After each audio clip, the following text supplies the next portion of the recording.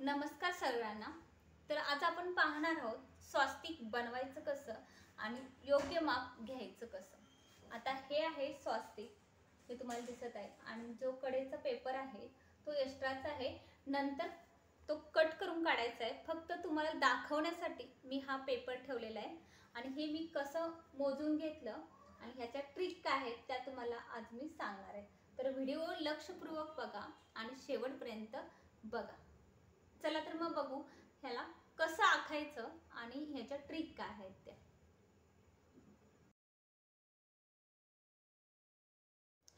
पहिल्यांदा आपण रेक्झिन किंवा कापड किंवा हा फ्लेक्स पिशवीचं कापड, जे आपण बाजारातून कोणत्याही कागदी पिशवी आणतो त्याचं मोठं असं कापड घ्यायचं आहे।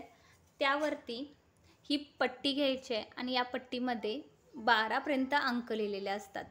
तर ही पट्टी ह्या 12 पर्यंत मोजून घ्यायची आणि असा चौकोन आखून घ्यायचा। पूर्ण रेक्झिनवरती ह्या 12 पर्यंत आपण आखून घ्यायचा आणि या साईडनं 12 आणि या साईडनं 12 आखून घ्यायचा।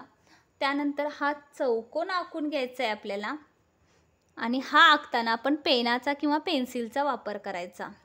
त्यानंतर ज्यावेळी आपण हा 12 बाय 12चा चौकोन तयार होईल त्यानंतर ह्याचा मध्य काढायचा।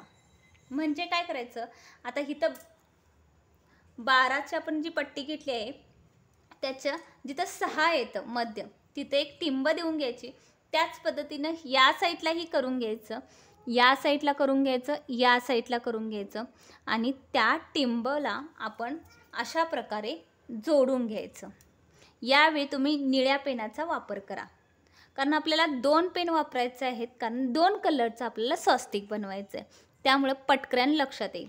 यासाठी तुम्हाला निळा आणि लाल कलरचा पेन घेतलात तर तुम्हाला पटकन समजून जाईल। आता आपण आलो होतो की मध्य काढून घ्यायचं आहे। मध्य काढल्यानंतर असा हा चौकोन आखून घ्यायचा।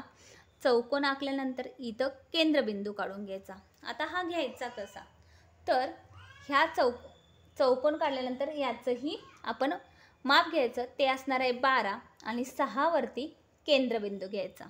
आता आपला एक चौकोन तयार झालेला आहे, राहिलेला आहे तो दुसरा चौकोन। त्यासाठी जर आपण यासाठी निळा पेन वापरला असेल तर या चौकोनासाठी लाल पेन वापरायचा, म्हणजे पटकन लक्षात येईल। यासाठी काय करायचं, या टोकापासून आपल्याला 1.5 इंचापर्यंत एक सिम्बॉल टाकून घ्यायचा। त्यानंतर इथून पण 1.5 इंचावरती टाकून घ्यायचा। त्याच प्रकारे इथून 1.5 इंचावरती, इथून 1.5 इंचावरती, त्याचप्रमाणे इथून 1.5 इंचावरती, इथून 1.5 इंचावरती, इथंही तेच करायचं आहे। असं केल्यानंतर आपल्याला आखून घ्यायचं आहे आणि हा चौकोन आपण लाल पेनानं आखून घ्यायचा। हा निळ्याने घेतला म्हणून हा लाल ह्याने घ्यायचा। पूर्ण 1.5 इंचावरती रेष मारल्यानंतर असा हा चौकोन येईल।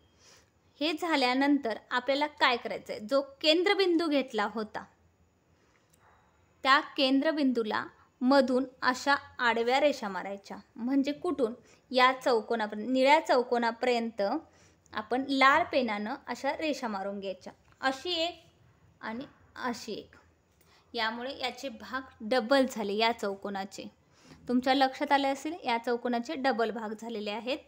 त्यानंतर आपण काय करायचं, जो निळा पेननं आपण चौकोन आखला होता तो चौकोन इथून ह्या शेवटच्या टोकावरून इथं अशाच प्रकारे निळा चौकोन पूर्ण आपण आखून घ्यायचा। लक्षात घ्या, निळा चौकोन आपल्याला शेवटपर्यंत न्यायचा आहे आणि लाल चौकोन आपल्याला तिथंच थांबवायचा आहे। हे ज्यावेळी तुमच्या लक्षात येईल त्यावेळी तुम्हाला हा स्वास्तिक पूर्णपणे लक्षात येईल। म्हणून तुम्हाला म्हणते मी 2 पेन वापरा आणि इथून इथपर्यंत, निळा पेन इथपर्यंत घेतल्यानंतर आपल्याला स्वास्तिकचा अर्धा भाग पूर्ण होईल। राहिलेला अर्धा भाग आपण ज्या नंतर रेषा मारल्या होत्या त्यातून घ्यायचा आहे, इथून इथे आणि ह्याला नेऊन चिकटवायचं आहे।